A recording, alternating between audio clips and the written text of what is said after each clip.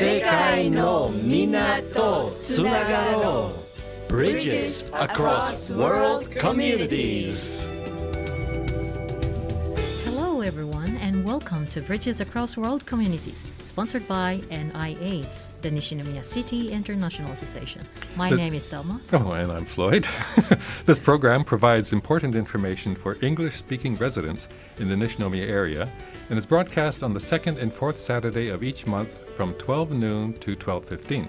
Now, today's topic is the lowering of Japan's age of majority, and we'll also talk about disaster prevention, COVID-19, and an upcoming special NIA event. Our guest this month is Ms. Tennille Richards from Jamaica. 提供は西宮市国際交流協会です。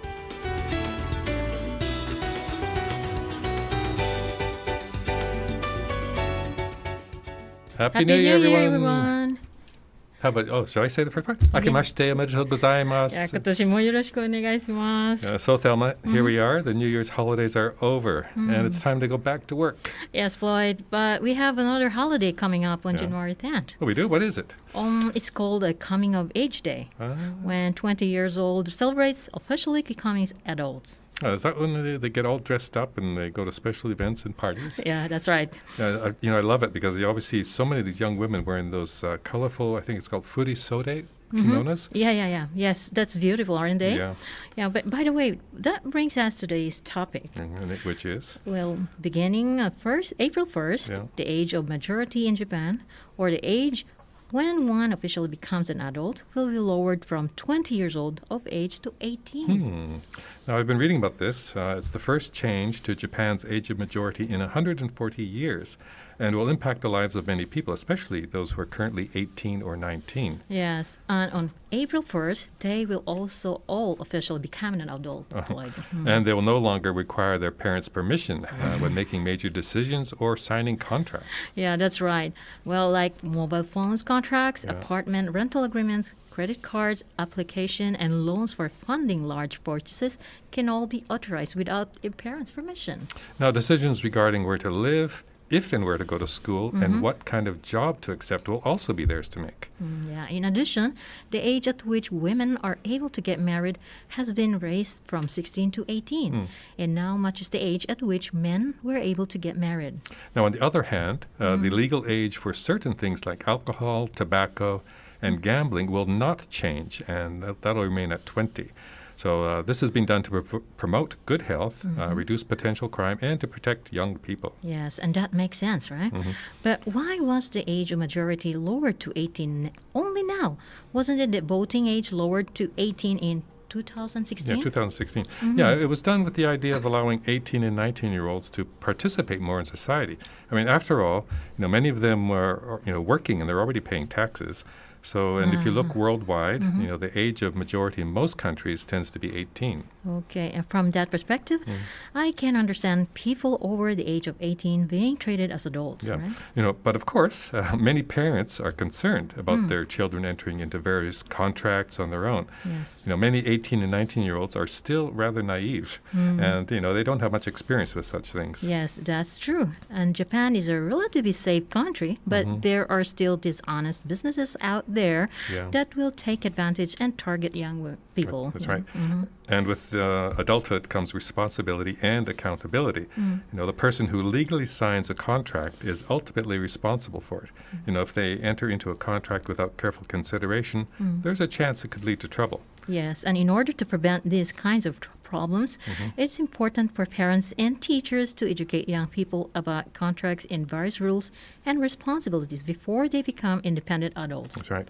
Now, it's also important that young people don't feel like they're on their own, or too embarrassed to ask help from others or from public services when something seems to go wrong or seems suspicious. Well, in Nishinomiya, you can call the Nishinomiya City Consumer Life Center at 0798-640-999. This service is only available in Japanese, so if you need some help, please contact the Nishinomiya City International Association.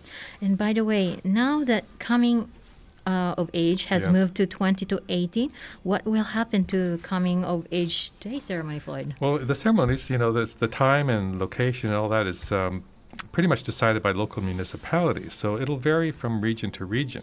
Now, however, Nishinomiya's event will go ahead as planned, and the ceremony for people who turn 20 this year will be held at Hanshin Koshien Stadium. I see. So what a great place to hold the event. Yeah. So from all of us at NIA to all you new adults, have fun and enjoy your new responsibilities. And congratulations. And we'd like to welcome our guest this month, Tennille Richards. Hello. Where are you from? Jamaica. That's right. Welcome to the show. Yeah. Sorry about you. talking over you there. Now, it's I think you're the first Jamaican we've had on the program, so Good. we should have all kinds of interesting stories from you. I mean, you hope so. Love being a pioneer.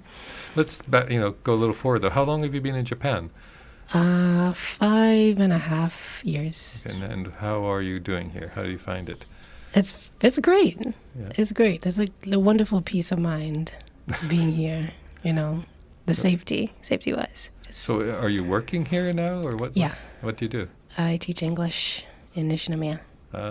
Yes, high school, not elementary or junior high. Now, what we always ask, I guess, a kind of cliche question is, why did you come to Japan? Well, Japan is very different, and also I like culture and language and travel. And my childhood dream, still my adult dream as well, is being a teacher, which I'm doing here. So it combines a lot of things for me. Did you do any studies about Japan before you came here? No. Oh. I knew nothing. Well, not really. In university, I had to do a presentation about Japan, but it was just like, surface things. Yeah. What language do they speak? What do they wear? But coming here, I was learning katakana and hiragana. I didn't know. So you language-wise, you started from scratch when you came from scratch. And I didn't even know how to use chopsticks. And where did you learn the Japanese here? Initially, NIA. Oh, NIA? Oh, Yeah. we could do a plug for NIA. Yes, So- Japanese classes once a week at NIA. Are you still taking classes? No, the classes ended in December for that season. So I'm waiting for the next set to start up because now So- it's on Zoom. So how is your Japanese? I mean, can you do everything you need to do? Not your own? everything. There's no way I would be able to do everything, but it's like survival. I can survive. I understand more than I can say because it takes me a while to construct the sentence in my head. Well, so you're young. You probably picked it up pretty quick. I mean, is that quick? I feel like some people are more diligent in their studies and they've advanced a lot faster than I am, and I'm very lax. So where others will study for a test, I'll just be like, I can't do that. It's too much pressure. So yeah, I'm not as focused as other people are. Well, you're probably not any worse. You're probably not as bad as me. I've been here over 12 years, and I'm still terrible. Well, but I it's mean, no self-discipline on my side.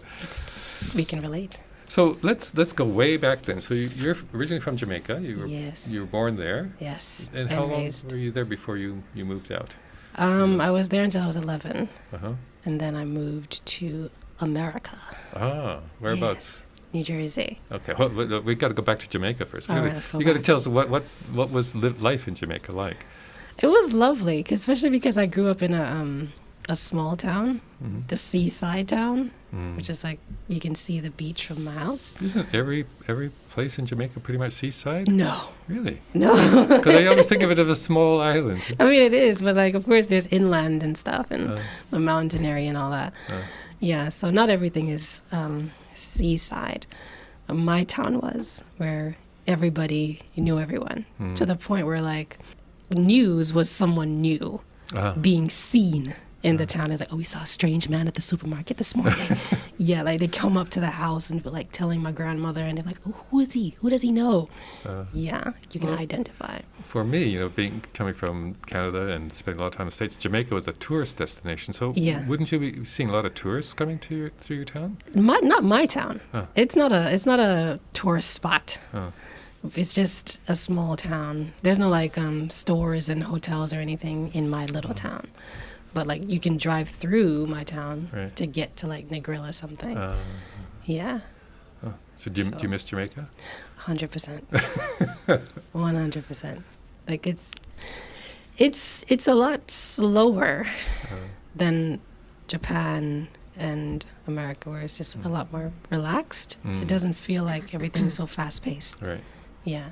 Well, I mean, again, as an outsider Westerner, my impression of Jamaica is, like I said, very touristy, but also you've got Kingston, which to me, in my mind, can be a very Concrete jungle. almost like a American, dangerous part of an American city. Yeah. So is that big how city. Jamaicans feel also about Kingston or parts of Kingston? Parts of Kingston. Yeah. Because like Kingston is it's the major city.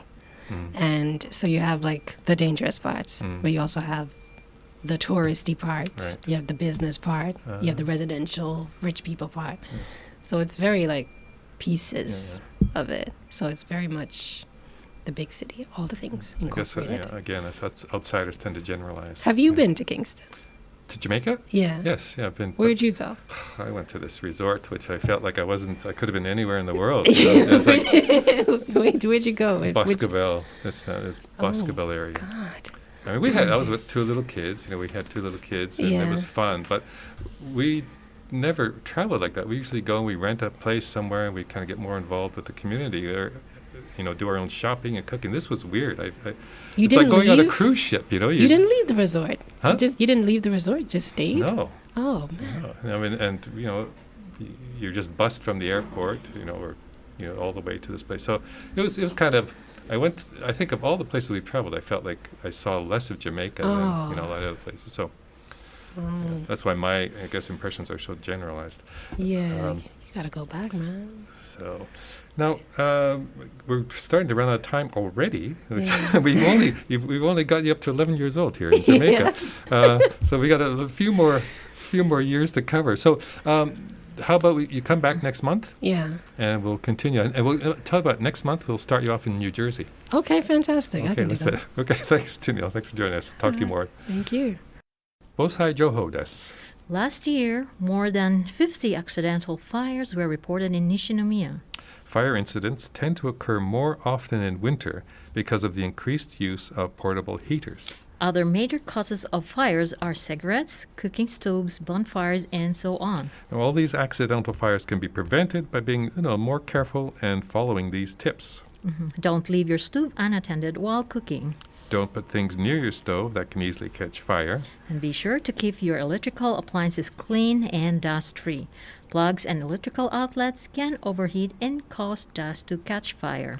Also, be sure to install fire prevention devices in your home, such as smoke detectors, fire alarms, and fire extinguishers. To prevent arson, remove any easily burnable items from around your house and take out garbage only on the designated pickup days for your area. So let's do our best to prevent accidental fires this winter. The third dose of COVID-19 vaccination will soon be available for all Nishinomiya residents 18 years of age or older. A letter from the city with an enclosed coupon for the booster shot will be mailed to you about 8 months after you received last year's second vaccination dose. For more details, please refer to the English language pages of the Nishinomiya City website under Multilingual. NIA's annual International Exchange Day will take place this month on Saturday, January 22nd at Frente Nishinomiya, conveniently located in front of JR Nishinomiya Station. We'll have live performances, ethnic music, and a thank you cafe exhibits, and our volunteer programs and other activities. Detailed information is posted on NIA's website and Facebook page, so be sure to check it out. Admission to the International Exchange Day is free, and we look forward to seeing you there. For consultation services and any other inquiries, please contact NIA at 0798 328680 or write an email to nia@nishi.or.jp. The COVID virus is still disrupting daily life, so please continue to be careful and stay safe. 提供は西宮市国際交流協会でした。Have a great weekend, everyone.